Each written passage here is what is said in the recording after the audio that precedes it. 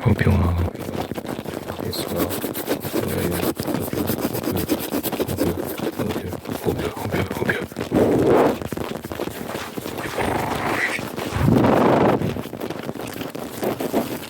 Is it flying there? Oh my god, how did it get in here? Merry Christmas. Merry Christmas. My family isn't a big Christmas fan, so it's just another day for us. But yeah, yes, Merry Christmas to those out there who are in the Christmas spirit. Merry Christmas.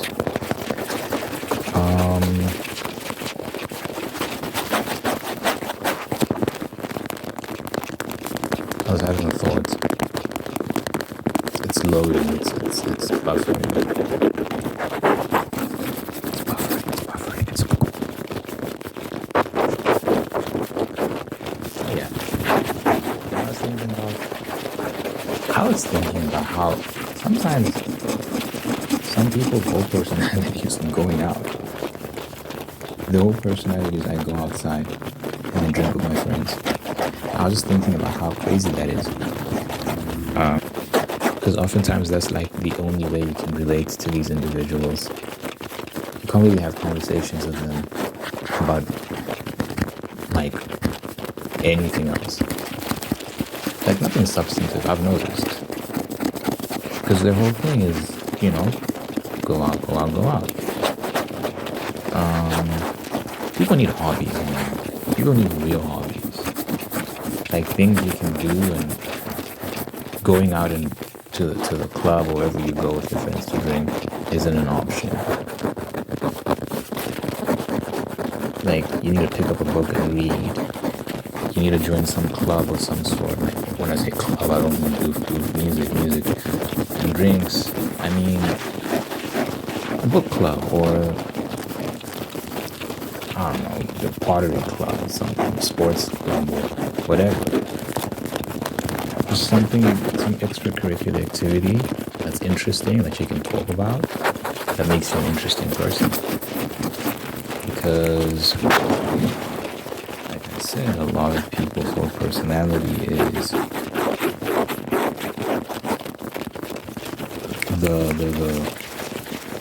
the cool kid activities. That's where everyone hangs out and does. That's what everyone does. That's where everyone hangs out. I've never been into that. I've never, found that alluring. It's actually kind of boring. Because, I've tried it out and I just never understood what the fun was, because a lot of it is literally standing around with loud music, so you can't really hear each other speak, and you're drinking, and maybe afterwards you might hang out and everyone's tipsy, so things are more funny than they would usually be. But if you're sober, you're like, I don't understand what the joke is. If you're sober, so they might be drunk and high. So I just never found that me personally. I just never understood what the fuss and the hubbub was about.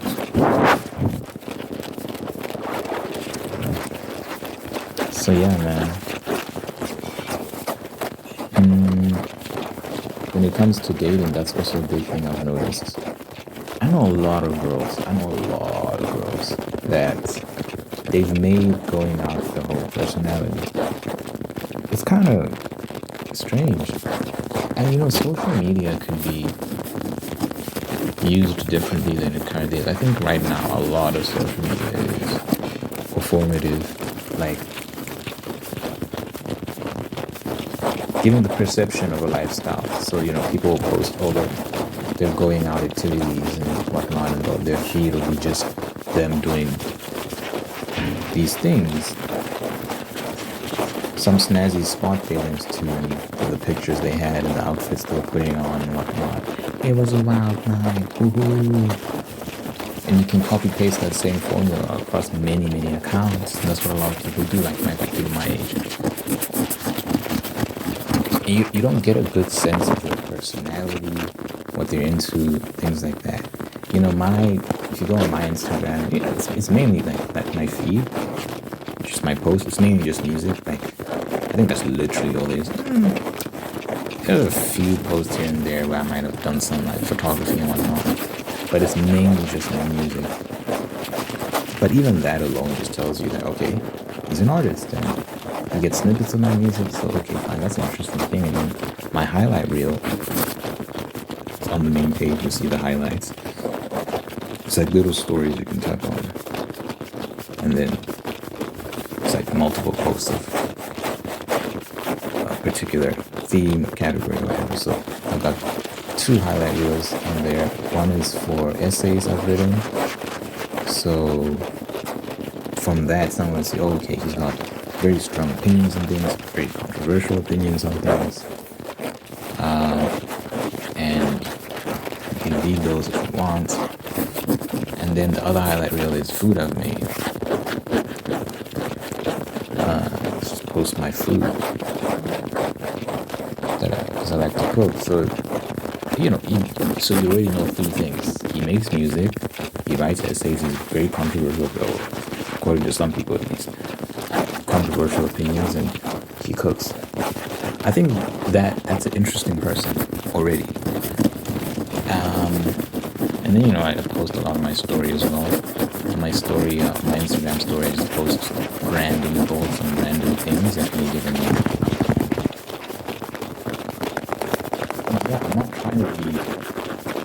I'm not trying to be cute. I'm just trying to be myself. I'm not trying to be cool. I'm not trying to put on this facade of like I'm super put together and just super cool. Oh my gosh, I'm just that guy. It's like not just being myself.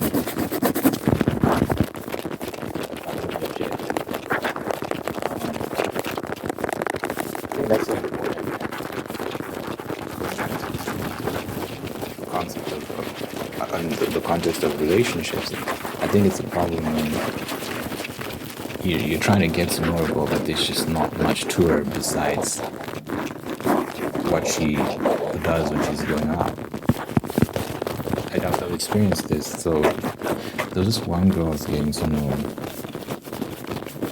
and I liked her. We liked hanging out together. And there was a strong vibe. There was a very strong mutual liking. We really liked hanging out together. There was something there. But my issue was, because these are emotions, and emotions are transient. I was like, wait, what do I actually like about her? Where do we align? What are her interests? So on and so forth. So I was trying to get to know her. Because we've hung out before. We've gone and done things together. We have a mutual friend group, so we hang out, do various things, and it's been fun, of course. And I was curious, like, what are our hobbies? What can we talk about when it's just me and her? Like, what conversations can we have that are actually stimulating and interesting? And I tried multiple times to have interesting discussions, and it never panned out. She never seemed interested. As an example, was one thing I put out there as a test. I was just talking about NASA and the very interesting history behind the guy that developed the rocket fuel that would be used for NASA, and his connections to the occult. That's a real thing, by the way. He was super deep into Satanism and all these sort of things. Not even exaggerating. It was weird. But yeah, he ended up, he was also like a pretty smart guy, and he developed the rocket fuel that NASA uses. And they built off of that model. So I just wanted to share my findings with her, because even if you're not well versed in that sort of stuff, I'm not. I just did an interesting story. I just wanted to see if she can entertain a discussion like that and contribute something meaningful. Immediately she was just like, oh, that's cool. I was like, oh, okay. So she failed that test. And then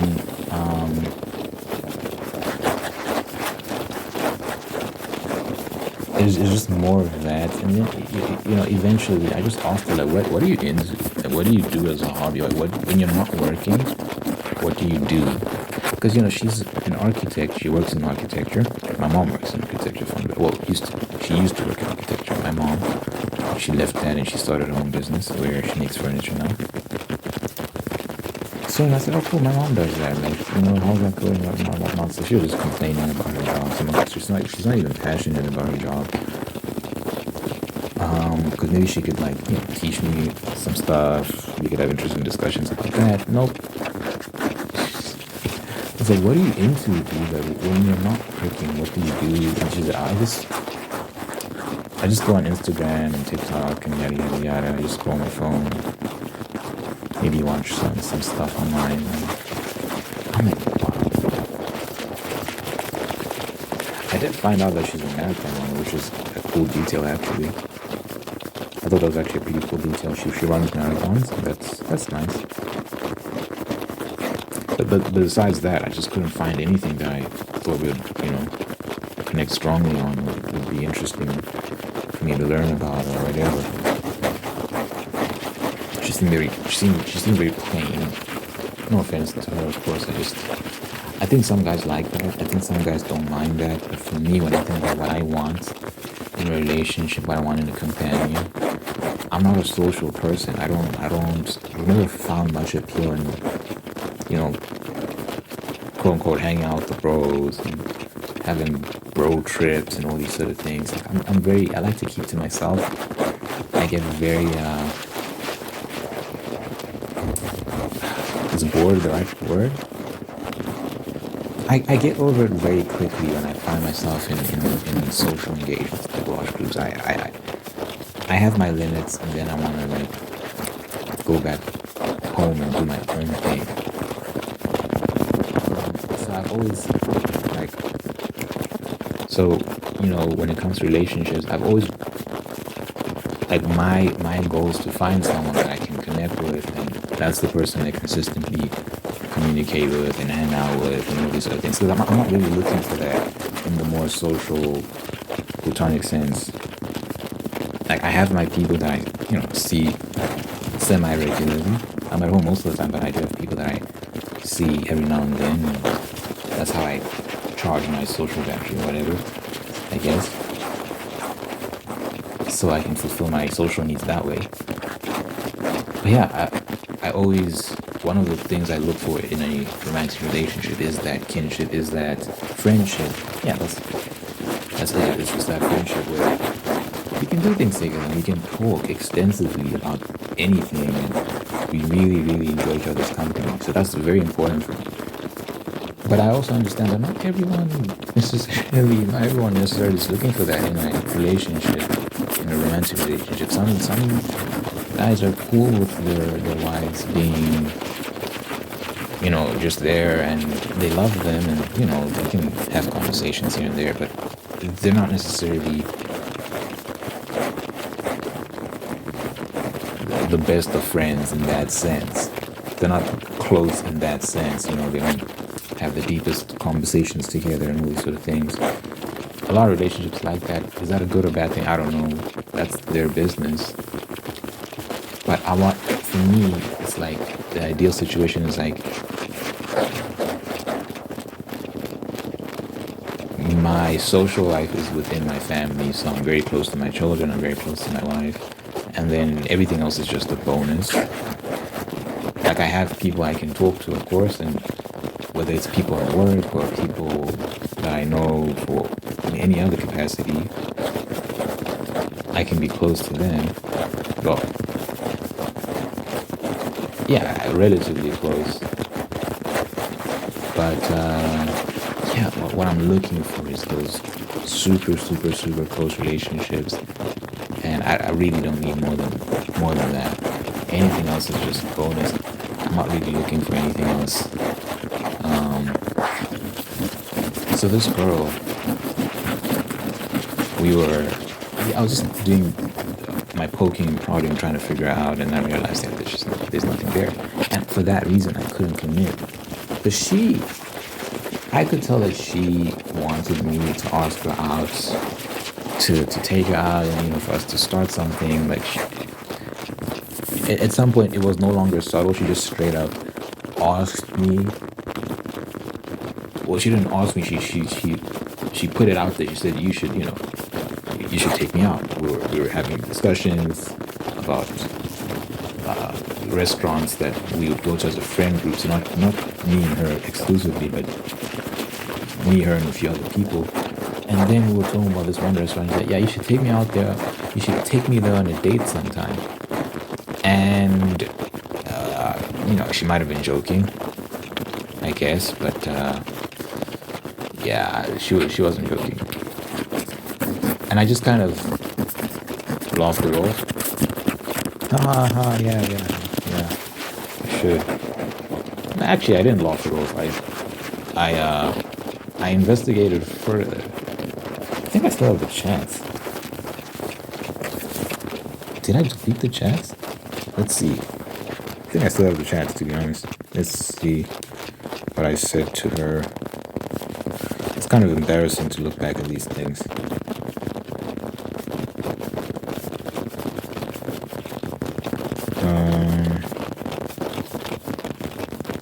Yeah, I never clear my chats.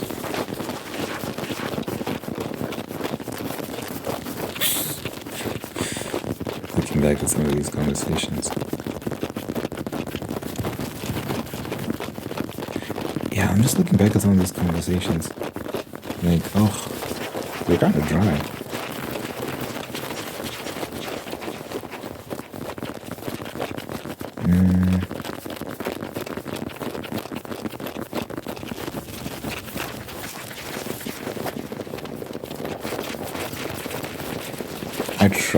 I tried with this girl, put in a lot of effort, but it just wasn't gonna work, man.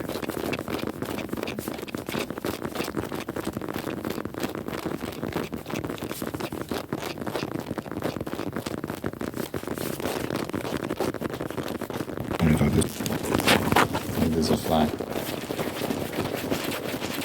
But yeah, so I found the link for it. Should I read it?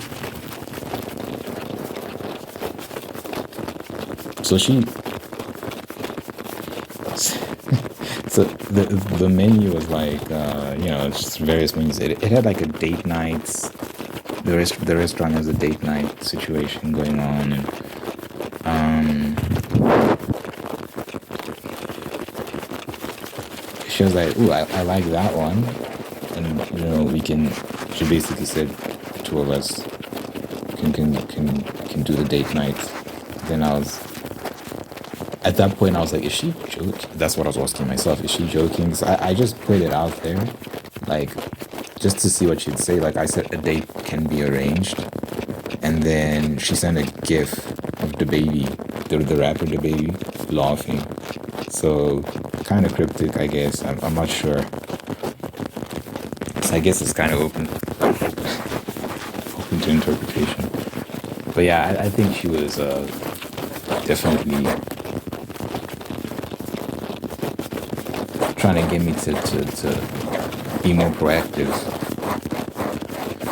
But yeah, I never took her up on that, just because once you're in it, you're in it. I feel like you shouldn't start something you don't want to finish. You shouldn't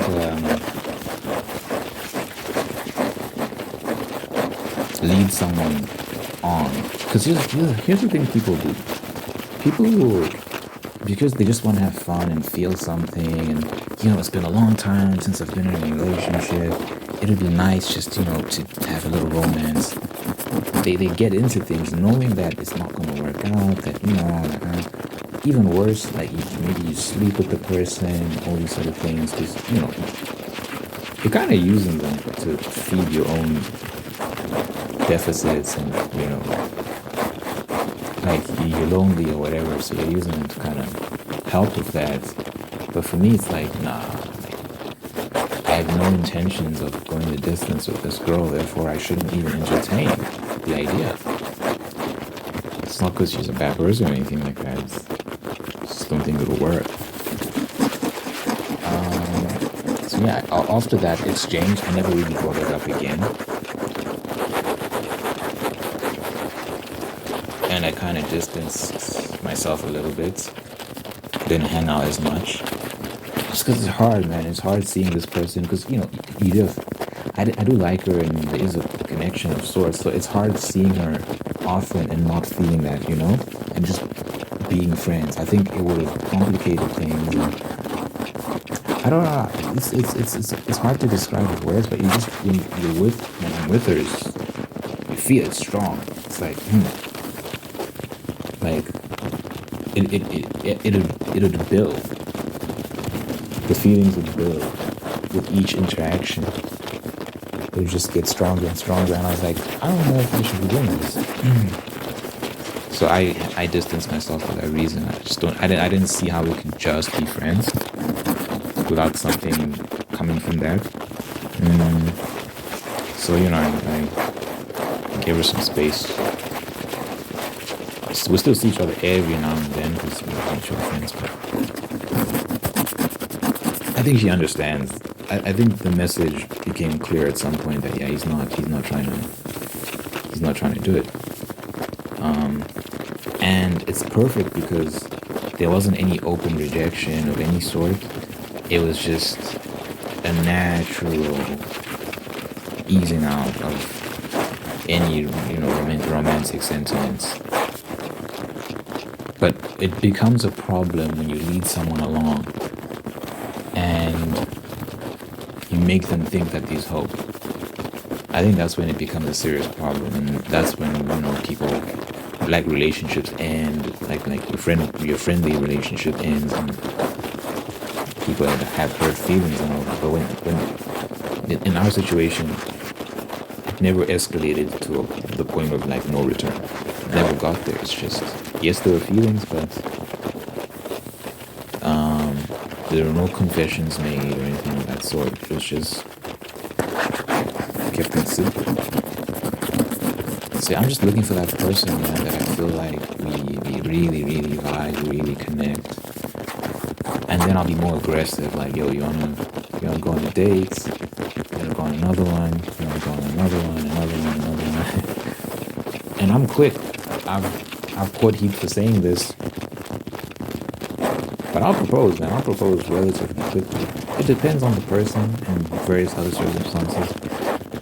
But I don't see it taking me more than a couple months to verify if I want to marry someone. Some people will disagree with that, but think that's crazy. I really don't think it takes time. If I'm privileged, if you and I are privileged to spend a lot of time together, if we have a lot of access, there aren't too many scheduling conflicts and stuff like that, and we can see each other like every week or multiple times a week even. Oh my god, it's not going to take that long for me to figure you out. And people like give other people too much credit when it comes to lies. It's like someone can be lying to you about who they are. And no, that's an excuse people make. The signs are always there. If someone's a bad person, the signs are always there. No one's that cunning, good at hiding. There might be a few exceptions, or some psychopath that's like really, really good at hiding information, but that's not most people. Most people are messy, and they'll tell you who they are. If you pay attention, they will tell you exactly who they are. The issue is people don't pay attention, and then they say the cope they have, the excuse they make is, I was led astray. I never knew. Like, there were no signs at all. It's like, no, the signs are there. You just ignore them. Especially when there's sex involved. Sex is so good at clouding people's judgment. You're not thinking straight. You're literally on drugs. Because of the brain chemistry, or your brain releases chemicals during sex. You're not thinking straight, and you're attached to this person, and you're viewing them from a very, very emotional lens, and you're not viewing them as other people would view them. That's why you see so many situations where someone is with someone that's clearly bad for them, but they can't leave, and all their friends and family saying, leave this person. No, I love him. He's gonna change. They can't see it because usually the reason why such a strong attachment has formed is because of sex. That's what sex is for. It's for reproduction, but part of its function is to bond us. Is to bond bond us emotionally. It really, like, your body releases bonding hormones during sex. It's a real thing. That's why you shouldn't vouch for sex willy-nilly. It's not wise. It's not wise. But anyway,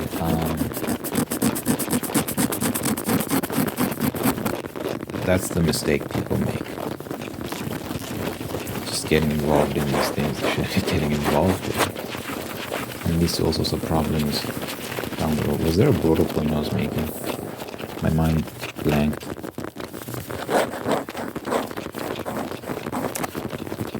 Anyway, so yeah, man.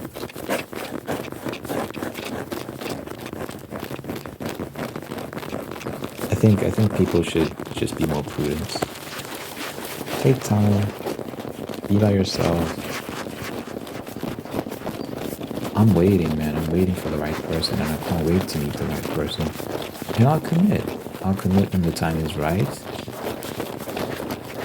And it won't take long. And part of the commitments, part of the process will involve also because, oh yeah, now I remember what I was saying. I was saying selection process, and it doesn't take time, and you really want to suss someone out, and you shouldn't sleep with them during this period of time. But you should just get to know them.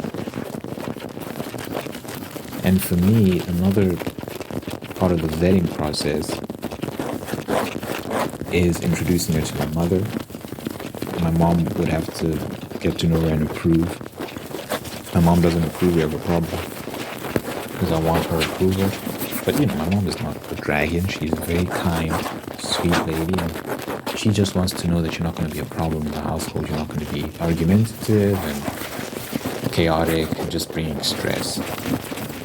That's it. It's a very low bar to clear. Just be a nice lady who's calm and you don't have drama. You're not bringing a whole bunch of drama with you. And I think my mom will get along with you just fine. Just be nice. So introduce her to my mom. I want to meet her parents, and then her parents will have their opinion on me. And hopefully it's a good one. I pray. I don't know. I don't know how parents would perceive it. I think I'm nice, but we'll see. And then once, you know, both sides agree, because some people just get married, man, without involving their parents. I think that's a mistake. Parents should 100% approve. I think that's so important because you're not marrying. Oh, you're not only marrying each other. You're marrying each other's families. So I think the parents at least should be like green light. So she'd meet my mom. I'd meet her parents, and then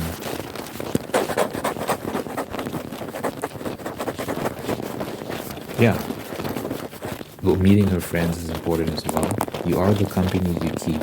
So if her friends are constantly going out drinking, doing sloppy things, getting involved in drama, that's a bad sign for me. That's a big red flag. You are the company you keep. Because then you can't expect me to believe that you're the only angel in that group. That's nonsense. I know for a fact that you're a demon. You're with them. Doing crazy things.